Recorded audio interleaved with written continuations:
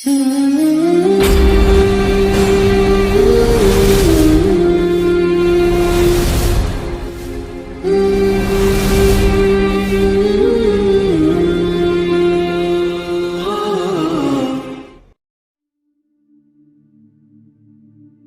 akan membahas menguak rahasia makhluk terbesar yang pernah Allah Subhanahu wa taala ciptakan di alam semesta ini. Apa itu? Arsyur Rahman, arsy Allah Subhanahu wa taala. Ma'asyiral muslimin yang dimuliakan Allah Subhanahu wa taala, bicara tentang arsy, maka arsy banyak disebutkan di dalam Al-Quranul Karim dan hadis-hadis Nabi SAW tentang sifat-sifatnya. Sebut saja beberapa ayat dalam Al-Quran, contohnya surah Ghafir ayat 7, Allah katakan alladzina yahmilunal arsya wa man hawlahu yusabbihuna bihamdi rabbihim wa yu'minuna bihi wa yastaghfiruna lilladzina amanu. Malaikat-malaikat yang memikul arsy dan juga malaikat-malaikat yang ada di sekitar arsy, mereka bertasbih dengan memuji Rabb mereka, dan mereka beriman dengan Allah dan memintakan ampun akan dosa orang-orang yang beriman. Di sini Allah Subhanahu wa taala menyebut kata-kata al-arsy. Kemudian juga ayat yang lain dalam surah Al-Haqqah ayat 17, Allah katakan wa yahmilu arsya rabbika fawqahum yawma idzin thamaniyah. Dan malaikat yang memikul arsy Rabbmu pada hari itu jumlahnya 8. Ada yang mengatakan 8 malaikat yang memikul arsy, ada yang mengatakan 8 saf dari kalangan malaikat yang jumlahnya tidak ada yang tahu kecuali Allah, saking banyaknya. Wa ma ya'lamu junuda rabbika illa hu, dan tidak ada tahu jumlah berapa tentara Allah dari kalangan malaikat kecuali Allah saja yang tahu. Ma'asyiral muslimin yang dimuliakan Allah Subhanahu wa taala. Kemudian juga hadis Nabi sallallahu alaihi wasallam. Nabi sallallahu alaihi wasallam bersabda ketika bicara tentang keistimewaan zikir kepada Allah Subhanahu wa taala, subhanallah wa bihamdihi adada khalqihi wa ridha nafsihi wa zinata arsyih wa midada kalimati. Jadi suatu ketika Nabi SAW pernah di masjid sampai waktu duha. Kemudian Nabi SAW terus menerus seperti itu duduk di masjid sampai akhirnya datanglah sahabat Nabi SAW kemudian bertanya soal kenapa Nabi SAW duduk seperti itu dari subuh sampai waktu duha. Maka Nabi SAW menjelaskan tentang bahwa dia senantiasa membaca 4 kalimat ini. Salah satunya adalah waridha nafsihi wa zinata arsyih, dan beratnya arsy Allah Subhanahu wa taala. Artinya bahwa kalimat arsy itu disebutkan di dalam Al-Quran dan juga disebutkan dalam hadis Nabi SAW. Adapun di antara sifat-sifatnya, maka Allah Subhanahu wa taala menyebutkan di antara sifat-sifat arsy itu yang pertama bahwa arsy Allah Subhanahu wa taala disifati dengan Al-Majid. Dzul arsy Al-Majid. Majid itu artinya yang maha luas lagi maha besar. Mutawassi al-azim, Jadi makhluk yang sangat luas sekali dan besar sekali. Makanya dalam ayat yang lain juga Allah Subhanahu wa taala mengatakan Dzul Arsyil Azim, pemilik arsy yang sangat agung, yang sangat besar. Ya, wajar karena arsy Allah Subhanahu wa taala adalah makhluk yang paling besar yang Allah ciptakan di alam semesta ini. Anda bisa bayangkan sebuah hadis Nabi sallallahu alaihi wasallam. Hadis ini dari Abdullah ibn Mas'ud radhiyallahu anhum. Dia mengatakan bainas sama'id dunya wallati taliha 500 amin. Jarak antara langit satu ke langit berikutnya itu sejauh 500 tahun perjalanan. Wa baina kulli sama'in was sama'i 500 amin. Dan jarak antara langit ke langit berikutnya juga 500 tahun perjalanan. Wa bainas sama'is sabi'ati wal kursi 500 amin. Bahkan jarak antara langit ke-7 ke kursi Allah itu juga 500 tahun perjalanan. Ma'asyiral muslimin yang dimuliakan Allah Subhanahu wa taala. Kemudian Rasul mengatakan, Abdullah bin Ibnu Mas'ud mengatakan wa baina kursi wal ma 500 amin. Dan jarak dari kursi ke air yang ada di atas langit itu juga 500 tahun perjalanan. Wal arsyu fawqal ma. Dan arsy itu di bawah air. Dan arsy itu di atas air. Wallahu fawqal arsy, dan Allah di atas arsy. La yakhfa alaihi syai'un min a'malikum. Allah tidak mungkin tersembunyi sedikit pun dari amal-amal kalian. Coba perhatikan di sini. Jarak bumi ke langit itu, kata Abdullah bin Mas'ud radhiyallahu anhu, itu perjalanan 500 tahun. Tentu kalimat perjalanan 500 tahun ini sesuai dengan waqi', sesuai dengan apa yang kita rasakan hari ini. Coba Anda lihat bintang yang ada di langit itu. Apabila tidak sedang hujan ataupun awan tidak sedang hitam, tentu kita bisa lihat bintang itu. Sementara menurut ulama falak, satu bintang itu besarnya bisa ratusan kali bumi. Satu bintang itu besarnya bisa ratusan kali bumi. Sementara kita hanya melihat bintang itu kecil seperti kelereng. Artinya bahwa ketika Abdullah ibn Mas'ud radhiyallahu anhu mengatakan bahwa jarak antara bumi ke langit itu 500 tahun perjalanan, masuk di akal. Al-Imam Ibnu Utsaimin rahimahullahu taala ketika memberikan catatan kepada riwayat Abdullah bin Mas'ud radhiyallahu an ini, memang perkataan ini adalah mauquf. Artinya ini perkataan sahabat Rasul sallallahu alaihi wasallam Abdullah bin Mas'ud radhiyallahu an. Akan tetapi ini kan perkara gaib.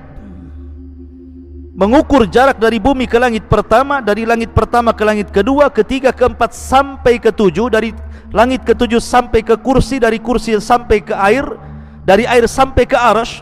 Ini kan perkara gaib. Tidak ada yang tahu kecuali Allah Subhanahu wa taala. Dan Abdullah ibn Mas'ud radhiyallahu an tidak dikenal seperti Abdullah bin Abbas suka meriwayatkan dari Israiliyat. Abdullah ibn Mas'ud itu tidak. Dia tidak dikenal suka mengambil dari riwayat Israiliyat, sehingga pertama ini perkara gaib, yang kedua Abdullah bin Mas'ud tidak terkenal mengambil dari kisah Israiliyat, maka Syekh Utsaimin menghukumi bahwa perkataan Ibnu Mas'ud itu ala hukmir raf'i, artinya marfu sampai kepada Nabi sallallahu alaihi wasallam. Lihat bagaimana jaraknya. Langit pertama ke kedua 500 tahun perjalanan, kedua ke ketiga 500 tahun perjalanan, ketiga ke empat 500 tahun perjalanan. Begitu juga sampai ke 7. Berarti arsy Allah Subhanahu wa taala itu tinggi sekali. Karena di atas air.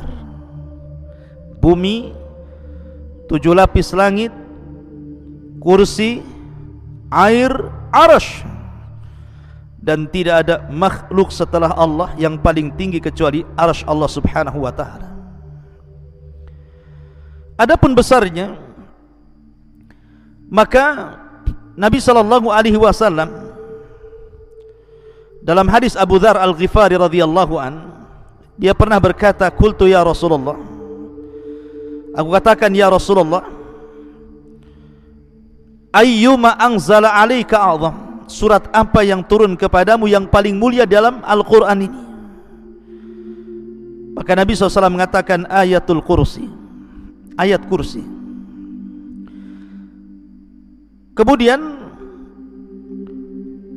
thumma qala, dia mengatakan, ya Abu Dzar, mas samawatu sab'u ma'al kursi illa kahalaqati mulqatin bi ardi falatin wa fadlul arsy alal kursi ka fadlil falati alal halaqati. Ya Abu Dzar, sesungguhnya 7 lapis langit ini bila dibandingkan dengan kursi Allah, maka seperti cincin dilempar ke padang pasir.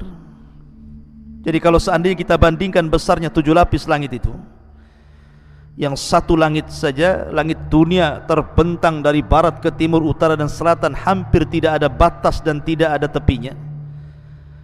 Lah besarnya langit pertama digabungkan dengan langit kedua, digabungkan dengan langit ketiga, keempat, kelima, keenam sampai ketujuh, kemudian dibandingkan dengan besarnya kursi, maka Nabi SAW mengatakan 7 lapis langit itu ibarat cincin yang dilempar ke padang pasir, dan padang pasir itu kursinya Allah. Kemudian Nabi SAW mengatakan wa fadlul arsy alal kursi, adapun keutamaan arsy dibandingkan kursi, ka fadlil falati alal halaqah, seperti keutamaan al-falat di atas cincin halaqah tadi. Artinya bahwa kalau seandainya kursi Allah subhanahu wa ta'ala digabungkan dengan 7 lapis langit, kemudian dibandingkan dengan arsy Allah subhanahu wa ta'ala, maka seperti cincin dilempar ke padang pasir, cincinnya itu kursinya dan 7 lapis langit, adapun padang pasir itu arsy Allah subhanahu wa ta'ala. Anda bisa bayangkan besarnya arsy Allah subhanahu wa ta'ala dan tingginya arsy Allah subhanahu wa ta'ala, dan itu satu makhluk. Bagaimana dengan yang menciptakannya? Allahu Akbar, Allah lebih besar dibandingkan seluruh makhluknya. Ma'asyiral muslimin yang dimuliakan Allah subhanahu wa ta'ala, bahkan ketika Allah subhanahu wa ta'ala dan Rasulnya menceritakan tentang malaikat-malaikat yang memikul arsy, dan itu sudah saya sebutkan di awal, di mana Allah subhanahu wa ta'ala berfirman tentang masalah para malaikat pemikul arsy ini, wa yahmiluna arsya rabbika fawqahum yauma idzin thamaniyah, dan malaikat yang memikul arsy Rabbmu pada hari itu di atas, wa yahmiluna arsya rabbika, dan malaikat yang memikul arsy Rabbnya jumlahnya thamaniyah. Saya katakan di awal bahwa kalimat thamaniyah, kalimat 8 ini, ada yang mengartikan maksud 8 di sini artinya 8 malaikat. Tapi ada juga yang mengatakan yang dimaksud 8 di sini adalah 8 saf. Jadi malaikat itu bersaf-saf ketika memikul arsy Allah subhanahu wa ta'ala, sehingga jumlahnya 8 saf, dan satu saf itu tidak diketahui berapa jumlah malaikat yang memikul arsy Allah subhanahu wa ta'ala. Nabi SAW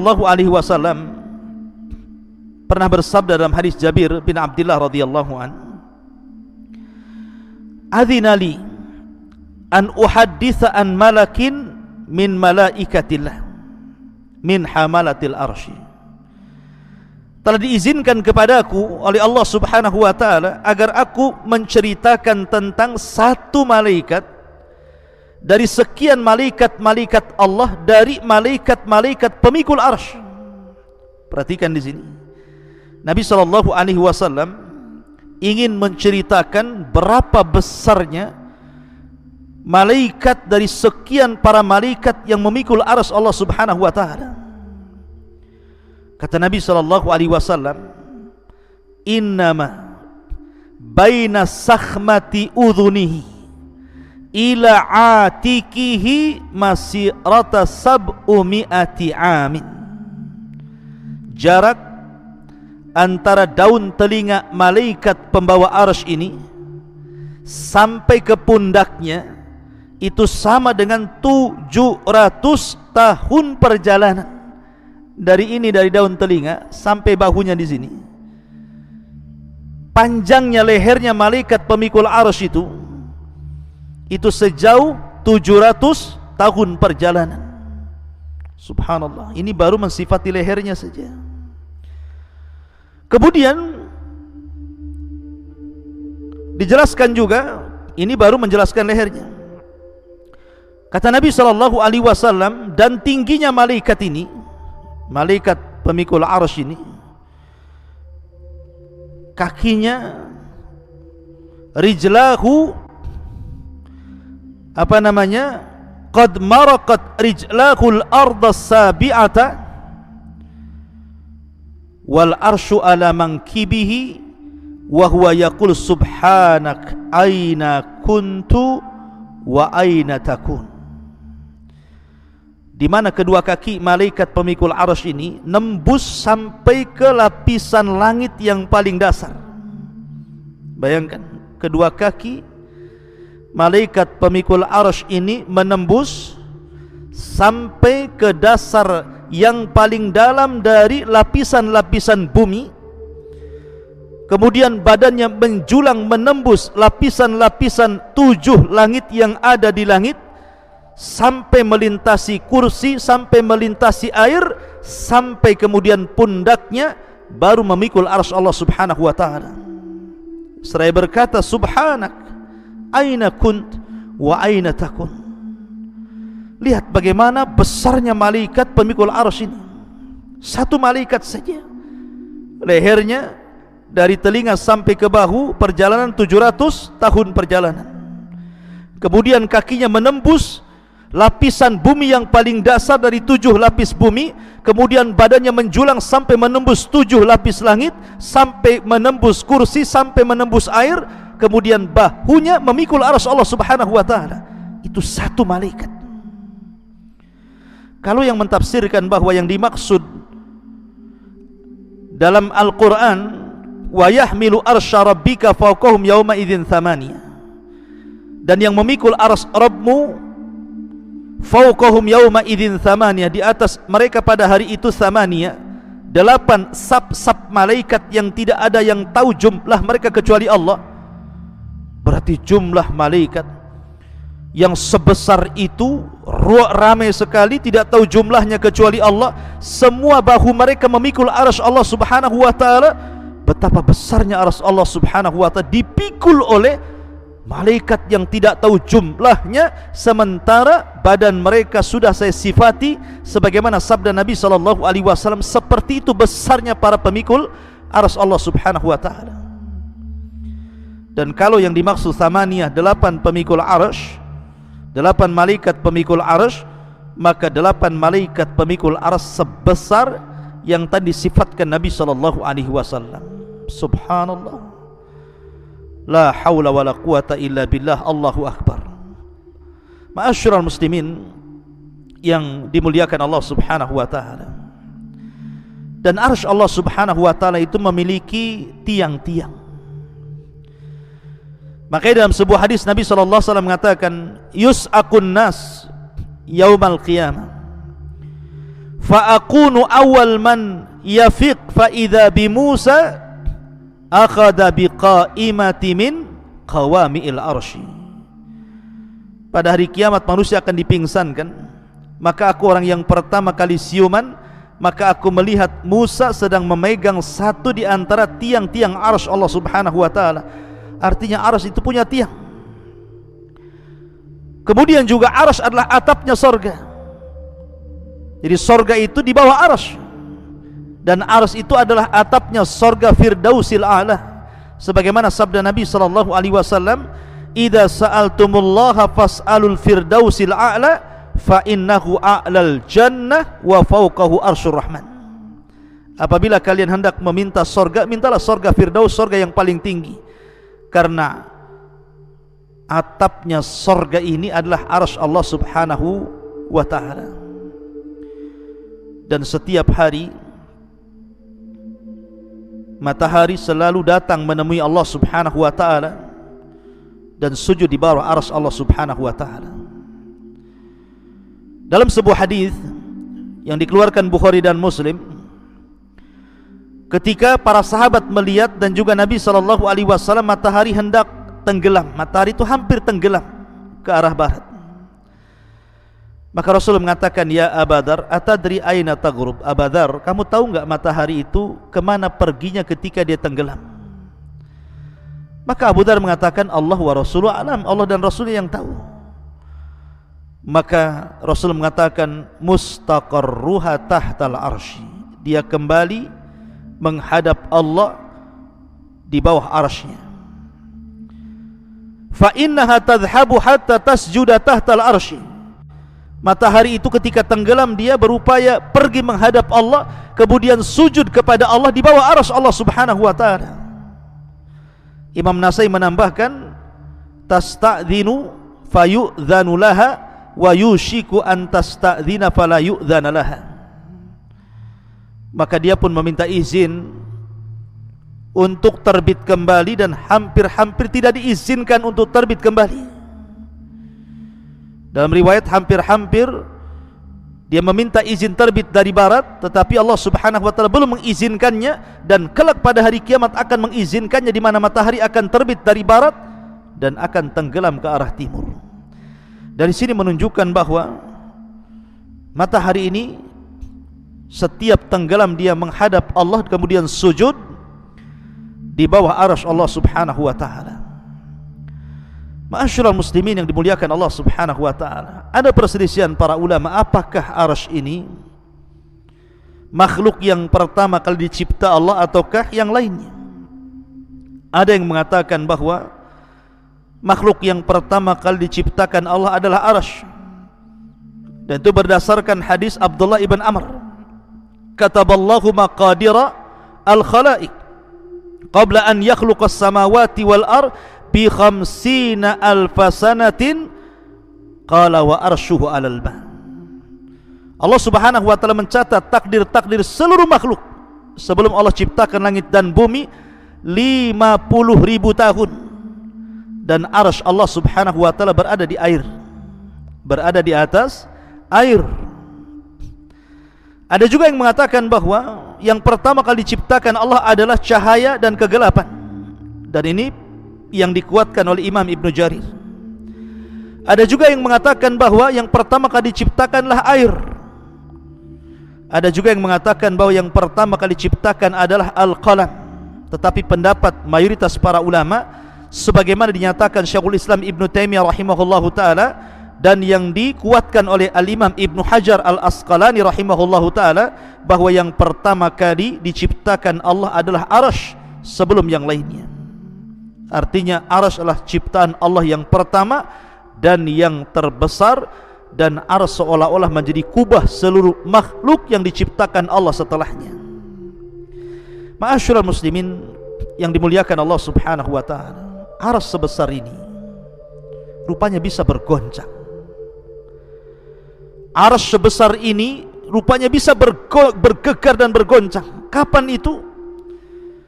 Ketika kematian seorang sahabat Nabi sallallahu alaihi wasallam, Sa'd bin Mu'adz. Abi Sa'id Al-Khudri radhiyallahu anhu mengatakan, ihtazzal arsyu li mauti Sa'd bin Mu'adz.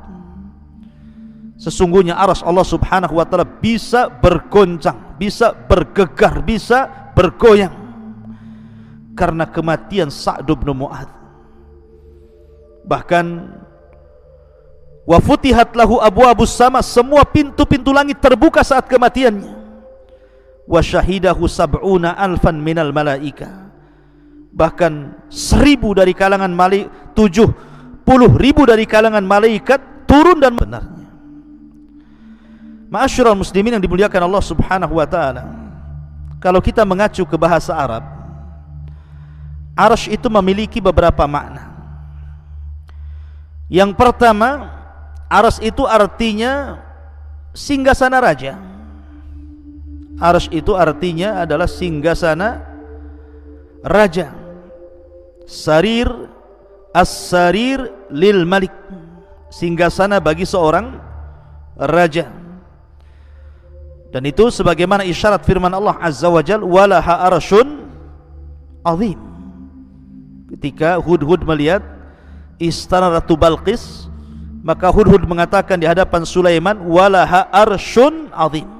Dan wanita itu, ratu itu memiliki singgasana yang sangat besar. Artinya bahwa secara bahasa arsy itu as-sariru lil malik. Ada juga yang mengatakan secara bahasa bahwa arsy itu syaqful bait, atap rumah itu disebut arsy. Makanya ketika Nabi SAW menyebutkan tentang ruhnya syuhada, kal qanadil al mu'allaqa bil arsy, seperti ruh yang diletakkan di kendil-kendil kemudian digantung di atap-atap arsy. Ada juga yang mengatakan yang dimaksud arsy secara bahasa itu artinya tiang dari sesuatu. Tiang dari sesuatu. Kemudian juga ada yang mengatakan bahwa arsy juga, ada yang mengatakan bagian dari punggung kaki, bagian daripada punggung kaki. Wallahu alam. Tetapi Al-Imam Ibnu Katsir rahimahullahu taala ketika menjelaskan tentang makna arsy Allah Subhanahu wa taala, ketika mereka mengatakan apakah kursi adalah arsy, kemudian ulama menjawab bahwa kursi sendiri arsy sendiri. Adapun kursi adalah maudhi'u qadamar rahman, tempat berpijaknya kedua kaki Allah Subhanahu wa taala. Ini menurut pendapat yang paling sahih, dan arsy itu jauh lebih besar dibandingkan itu. Dan arsy adalah singgasana Allah Subhanahu wa taala yang memiliki tiang-tiang yang besar sekali, kemudian juga memiliki lebar yang luar biasa, memiliki besar yang sangat besar, dan dipikul oleh 8 malaikat atau 8 saf para malaikat. Dan arsy Allah Subhanahu wa taala makhluk yang pertama kali diciptakan Allah Subhanahu wa taala. Itu menurut Al-Imam Ibnu Katsir rahimahullahu taala dalam kitabnya Al-Bidayah wan Nihayah.